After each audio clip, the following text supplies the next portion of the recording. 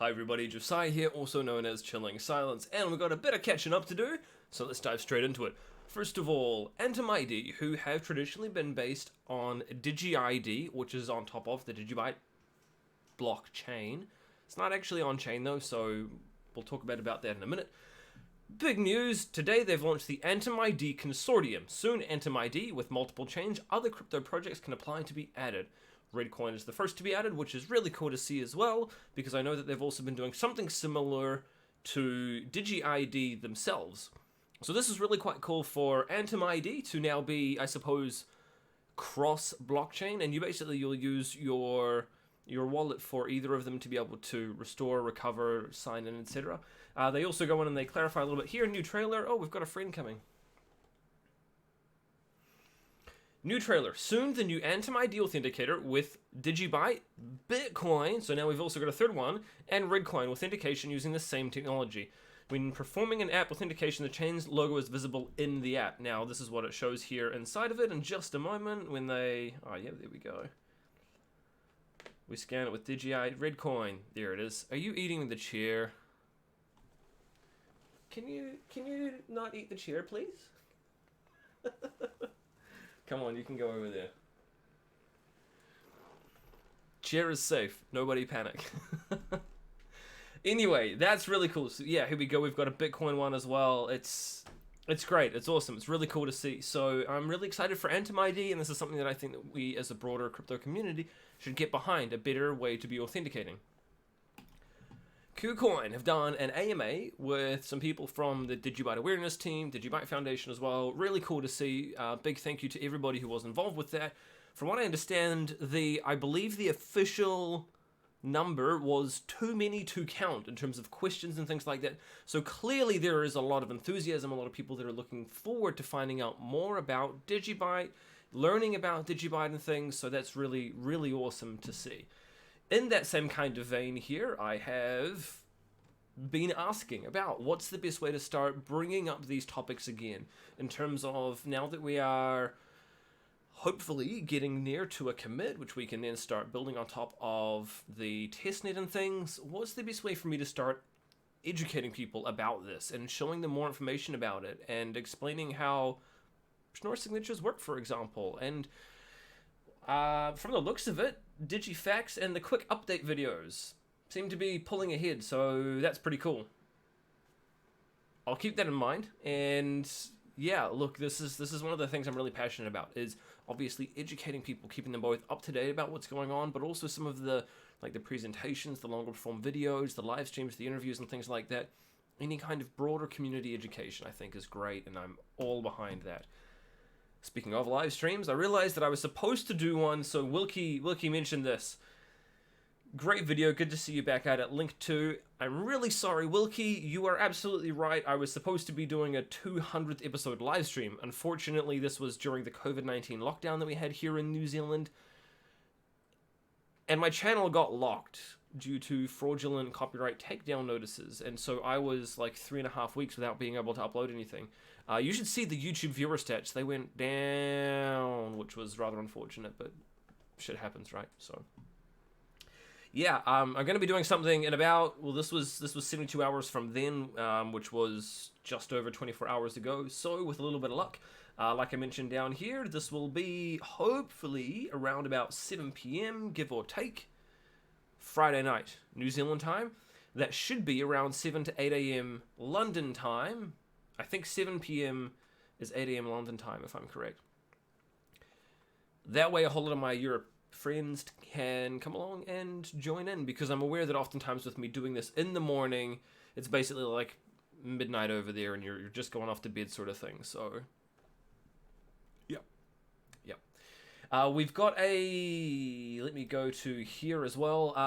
Weiss Crypto have actually responded to me, so I've had a couple of people DM me and ask me about this, so it has been cool. They have responded, they've come along and basically said, yeah, sure, send us any corrections. I realized that I actually there's about 10 pages worth of stuff on Google Docs that I've actually gone through and kind of responded, just to give people a bit of an idea of some of the responses here. So one of the things that they've said when they mentioned scalability, I've obviously, I hit enter a bunch of times. You can see Wow, 18 pages. Just a little bit. But anyway, so they said, as explained above, the short block time doesn't necessarily equate to faster confirmations. I've changed, and I've basically said to them, I've said, this may be true for single algorithm blockchains, say, for example, Bitcoin or Dogecoin, for example. This may be true for single algorithm blockchains where you have certain miners intentionally not including transactions, etc. However, that monopoly with DigiByte is impossible due to a variety of hardware types targeted with multi-algo. As such, it behooves miners to be selfish and include every single transaction. This is why all orphaned blocks are a result of multi-algo's difficulty adjustment, and as mentioned previously, includes all transactions from the block that has been orphaned off in 99% of cases, with mempool propagation being the cause of others being left out for an additional block. So that's what we see when we talk about orphan blocks in DigiByte, is we do. It's a matter of fact. We have more orphaned blocks than the likes of Bitcoin. It's not something that makes DigiByte slower, though, as a result, in terms of all of those confirmations and things, because a lot of the time, when you have that confirmation block that gets orphaned off, usually it's just because all of that same data is now on a different algorithms block, the way that all the difficulty adjustment works and things. So this is a lot of the kind of thing that I've clarified for them, and I'd like to think that I've done so in a relatively respectful and polite manner, not doing it so that they're going to come along and give us great ratings, but more, again, like I mentioned before, about community education and about people being in the know, I suppose. I would rather that there is factually correct information out there, even if that information doesn't specifically paint DigiByte in the best light or crypto in the best light, whatever. I would just rather that people were educated and knew what they were getting themselves into. A lot of that, I think, stems from, like I've mentioned, if my mother were to ever invest in cryptocurrency, which hopefully... Did she message me back? She did. She didn't. Hopefully, that's going to be happening this Friday. We're going to be sitting down and actually, finally, now that the COVID-19 lockdown is over, sitting down and buying DigiByte. She thinks that she's buying it for me, but joke's on her because I'm going to get her to keep it, so whatever. It's a birthday gift to me from her from like 18 months ago. And we're finally sitting down, and she's finally going to go through the process and sign up for an exchange, and it's gonna, I'm hopefully going to be using this also myself for a really good learning experience. Like, what do people who've never bought crypto go through? Because I genuinely, I can't remember. I spent countless hours on Bitcoin talk back in 2013 and 2014 before I went out and then purchased mining equipment, so I never went straight into buying crypto. So this is going to be a real cool learning experience for me too. Confirmation here as well. Jared from Bitfineon has confirmed DigiByte is confirmed. I've said that twice now for Bitfineon. Sweet. I can't wait. I think it's going to be great. Really looking forward to DigiByte being on there. We've had previous confirmations. Not too sure when it's coming, but it's great to see that confirmation from them. Speaking of exchange listings, though, obviously this has been on the tip of everybody's tongue, is Coinbase, and I don't think that I explained it previously well enough. So, Coinbase is looking into DigiByte. They are investigating it. I suppose kind of similar to what had happened with Circle, where they're probably going to be looking at multi-algo and how it works and why it is awesome, and why did Circle come out in the end and say that DigiByte was more secure than Bitcoin. All of that kind of juicy stuff is part of their due diligence. That's probably a better way of putting where they're at the moment. They're doing their due diligence on all of these different projects and things like that. DigiByte being one of them.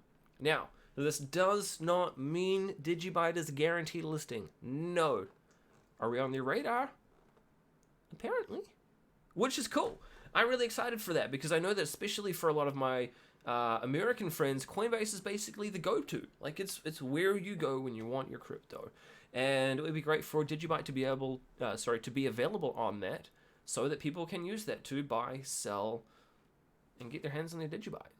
That's what I'm all about, is giving people those options and those choices, as well as the education, like we've mentioned. So I hope that you've enjoyed this. I hope that you will hit the like, subscribe, hit the share button as well, and share this with other people who you think can benefit from this education. Do we want to bring Link back in here real quick? We'll bring Link back in real quick. Come on, buddy. He's in here just to say goodbye. Thanks very much for tuning in. Reach out to me in the comment section below. It's alright, I'm just... reach out to me in the comment section below. I like to hang out down there, reply where I can. Otherwise, you can hit me up on Twitter. I'm at DGB_chilling. I'll talk to you in the next video. It might not be tomorrow, given it's currently 9 o'clock, but that's okay. It'll probably be the day after. So I'll talk to you in the next video. We'll see you then. Cheers.